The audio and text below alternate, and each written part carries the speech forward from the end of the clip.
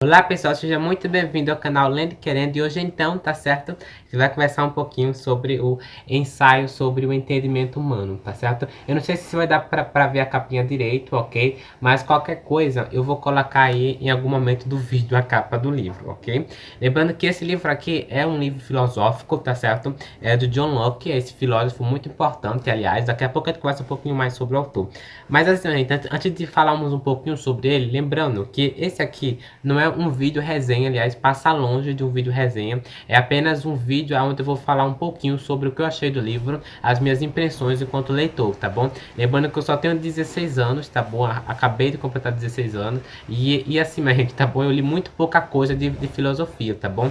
Uma das resenhas de filosofia aqui no canal foi recentemente. Então, tipo assim, meio que é difícil falar sobre o meu conhecimento em geral sobre filosofia, porque eu li muita pouca coisa a respeito, tá bom? E estou começando a ler mais e a entender mais a respeito de filosofia. Então, tipo assim, esse vídeo aqui vai ser um vídeo meio que mais conversa, tá bom? Sobre o que eu achei, mais um vídeo de impressões de leitura mesmo, do que uma resenha mesmo, propriamente dita, tá certo? E é isso, ok? Bom, esse livro aqui ele foi publicado, minha gente, aí por volta de 1689, tá certo? E assim, o ensaio sobre o entendimento humano, ou também vocês vão encontrar aí como título o ensaio acerca do entendimento humano, é um livro que vai falar sobre, né, os conhecimentos do ser humano, né, que vai debater os conhecimentos dos seres humanos. E também vai entrar nesses fundamentos metafísicos também da questão dos raciocínios, né, da mentalidade humana. Então, é um livro que vai tratar sobre isso. Então, por exemplo, uma das coisas que é para você tirar logo da cabeça sobre esse livro aqui, tá bom? Do ensaio sobre o entendimento humano, é essa questão de que esse livro, ele vai sim falar das ações dos seres humanos também, em algumas coisas, tá bom? Já que estamos falando também da mentalidade. Mas assim, ele vai focar mais, tá certo? Nessa questão da próprios conhecimentos humanos, né? Da própria questão do raciocínio do ser humano, né? Das ideias em si em geral, tá bom? Então ele vai focar mais nesse quesito do que em si do próprio quesito de ações dos seres humanos.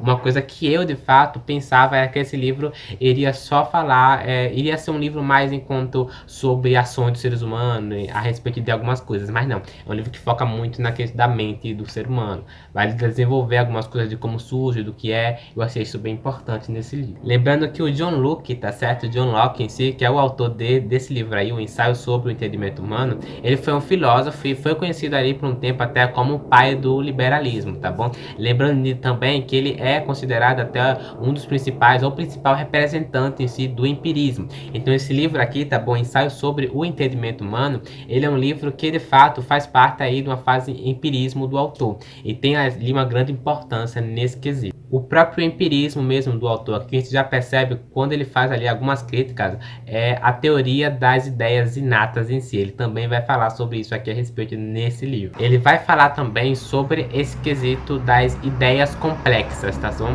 Ele vai começar aqui para que uma ideia complexa de fato haja, né? Houve ali antes disso, né? E surgiu de fato, né? Esse quesito das ideias simples. Então ele vai focar também nessas ideias simples e no desenvolvimento das ideias complexas. Uma coisa bem interessante, eu anotei aqui, tá bom? É que ele vai falar sobre essa associação das ideias complexas. E ele vai começar falando dessas três modalidades de associação. Aí ele vai citar aqui, por exemplo, a combinação, a junção, a abstração, tá certo? E aí ele também vai focar aqui nessa questão do resultado das ideias complexas. E aí ele vai focar, por exemplo, resultar em modos, em relações e em substâncias. E assim, esse quesito de associação de ideias vai ser uma coisa bem interessante, porque vai repercutir um pouquinho o livro, tá bom? Vai repercutir muito esse livro do ensaio sobre o entendimento humano. Essa questão das relações das ideias mesmo, né? Essa questão das ideias complexas, das ideias inatas, esse quesito mesmo até da complexidade num todo, de como e do que é, tá bom? Ele vai lembrando, tá bom? Que até o próprio ensaio sobre o entendimento humano, ou o ensaio acerca do entendimento humano, vocês vão ver essas duas traduções aí, é um livro, tá bom, minha gente, que influenciou muitos outros filósofos da época. Esse livro, eu diria até que ele foi um livro até abate, né? Ele chegando em muitos quesitos, porque ele é um livro até que influenciou aí, vejam só vocês, o Voltaire, tá bom? Temos resenha aqui no canal do Cândido ou Otimismo do autor, tá bom? E ele também influenciou o Voltaire e é um livro fantástico por influenciar esse e outros demais autores, tá bom? Vejam a resenha do Cândido ou Otimismo. Eu vou deixar o link no cardzinho em algum momento aí do vídeo, comentando só sobre as partes desse livro, tá bom? Eu anotei aqui no caderno as seções em que esse livro ele é dividido. Lembrando que esse livro aqui, minha gente, ele vai ser dividido ali em 12 partes, tá bom? Não é partes propriamente dito, mas é seções, tá bom? Pelo menos nessa minha edição, a qual eu li em book, é dividido em seções e poderíamos colocar como capítulos até. Então, no primeiro a gente vai ter como das diferentes classes de filosofia, e esse capítulo é importante porque poderíamos colocá-lo como até uma introdução já para o que vamos encontrar nele. E das origens das ideias é o segundo capítulo, é a segunda sessão aqui. E nessa sessão a gente prepare, porque é uma sessão que vai comentar ali algumas críticas até interessantes, tá bom? Que dá para discutir. Ele vai falar sobre essa questão até das experiências sensíveis dentro das ideias e experiências sensíveis, enfim, leio esse capítulo. Essa sessão assim em si. Na terceira sessão a gente vai encontrar da associação de ideias. E para mim essa foi a sessão mais incrível, porque aqui ele vai conversar sobre essa questão de como uma ideia surge e através dessa ideia, por exemplo, ao mesmo tempo dessa coisa que pensamos ali, aparecem trocentas outras coisas a respeito dessa ideia. Então ele vai falar sobre essa associação de ideias ali e num todo mesmo, né? De como essas ideias se conectam, de como essas ideias em si se associam em si a outras ideias. Na quarta sessão a gente vai encontrar como dúvidas céticas sobre as operações do entendimento. Na quinta, solução cética dessas unidades. Se interligam esses dois capítulos, não é isso? E o sexto também, que é incrível essa seção, é das probabilidades. E uma coisa bem fantástica que o autor faz nesse e nos outros capítulos, mas com esse ele vai fazer com um vigor muito mais grande, é essa questão de exemplificar. Então ele vai exemplificar ali a probabilidade em questões até matemáticas. Então ele vai dar ali alguns exemplos, também outros capítulos, né, de como está muito ligado essa questão da probabilidade, né, seja na matemática e até na vida mesmo, tá bom? Achei isso fantástico. No sétima sessão a gente vai encontrar da ideia de conexão necessária, tá bom? Esse quesito até esse capítulo é fantástico também, porque vai falar sobre essa questão das conexões de ideias. Por exemplo, como ao mesmo tempo que a gente associa uma ideia e aparecem trocentas outras associações a respeito dessa ideia, e como de fato essas associações e essas ideias acabam se conectando, né? Há de fato uma conexão de ideias, é o que ele chama aqui. No oitavo ele vai falar sobre da liberdade e da necessidade. No nono, da razão dos animais. E para quem gosta aí de entender os animais, provavelmente vai gostar desse capítulo, porque ele vai falar sobre essa questão da razão dos animais. Também vai comparar a razão dos seres humanos, as diferenças, né? Ele gosta muito de começar o que é, né, dizendo de fato conceito. É uma coisa que eu lembro muito do Carl Sagan, tá bom? Eu vou falando de ciência, né? Mas uma coisa que eu me lembro muito do Carl Sagan, porque também ele vai fazer aqui exemplificar isso muito bem pra gente. Ele exemplifica muito, até a gente de fato compreender aquilo, apesar da linguagem ser um pouco difícil, mas ele exemplifica.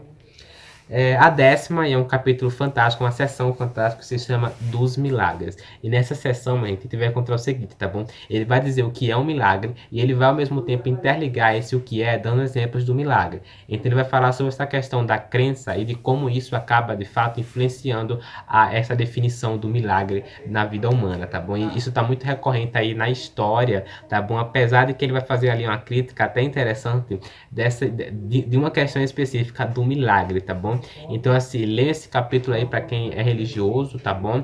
Vai de fato fazer também ali algumas críticas, né? Não tão aprofundadas enquanto a religião, eu poderia dizer, até porque ele não foca tanto nisso, mas vai falar enquanto um milagre ali em determinadas causas.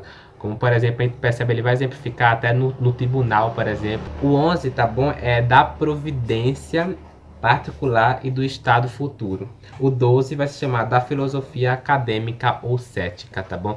São capítulos incríveis, tá bom? Eu não me aprofundei propriamente em todos eles, tá bom? Eu consegui ali fazer ali uma conversa com vocês a respeito desses capítulos. Mas o que principalmente você tem que saber sobre esse livro é que ele não é um livro fácil e ele não é um livro que se encerra o assunto por aqui. É um livro muito estudado em várias, né, faculdades aí até, e é um livro que eu diria que por ser um livro que vai abordar abordar algumas questões filosóficas e toda aquela coisa, é um livro que deve ser pensado, deve ser lido com mais cuidado e deve, tipo assim, enxugar os capítulos para entender melhor o livro no todo. Olha só, olha só essa partezinha em si em que ele fala sobre a crença, tá bom? Olha, é evidente que a crença não consiste na natureza particular ou na ordem das ideias, mas na maneira como o espírito as concebe e as sente. Parem para pensar um pouquinho nesse respeito, nessa frasezinha aí sobre a crença, tá bom? Percebam-se em muitos casos que até, né, existem algumas pessoas até que por ter a crença muito grande em si, né, em alguns casos, tá vendo? Pelo amor de Deus, pode aí gerar ali um debate entre os comentários, e é isso que eu tô aqui. Essa questão de vocês acreditarem tanto, por exemplo, em algo, né? As pessoas às vezes acreditam tanto em algo mesmo, que de fato pode não ter prova sobre alguma coisa a respeito desse algo, e mesmo assim continuam acreditando nesse algo, né? A gente vê muito isso, por exemplo, em julgamentos de tribunais, tá bom? E assim, devido à crença mesmo da pessoa, ela ainda continua naquilo. Então esse sentir, né, essa presença da crença muito grande, né, acaba de fato tendo essa, não vou dizer evidência, né, esse impulsionamento a acreditar nessa coisa, ou algo do tipo. Bom, nessa partezinha também ele vai focar numa coisa tão interessante. Todos os eventos parecem inteiramente soltos e separados. Um evento segue o outro, porém jamais podemos observar um laço entre eles. Parecem estar em conjunção, mas jamais em conexão. E aí, né? Vocês concordam? E aqui em seguida ele vai dizer o seguinte: e como não podemos jamais formar ideias de uma coisa que nunca se revelou aos nossos sentidos externos ou sentido interno, a conclusão necessária parece ser que não temos definitivamente ideia de conexão ou de poder, e que estes termos nada significam quando utilizados nos raciocínios filosóficos ou na vida diária. O que vocês acham a respeito aí desses eventos interligados ou não interligados, ou se há uma conexão entre eles ou não? Que vocês pensam sobre isso. Enfim, comenta aí nos comentários, eu quero saber muito que vocês, se você já leu esse livro e se me recomendam, tá bom? Enfim, né, caso me indiquem outras coisas aí pra ler sobre filosofia, eu tô muito aceito, tá bom? Se você gostou do vídeo, não esquece de se inscrever, caso seja novo, tá bom? Ativem o sininho também, dê o seu joinha caso tenha gostado desse vídeo. Enfim, comentar aí embaixo também, eu tenho que falar, compartilhar esse vídeo para os seus amigos. Nos vemos no próximo vídeo, até lá.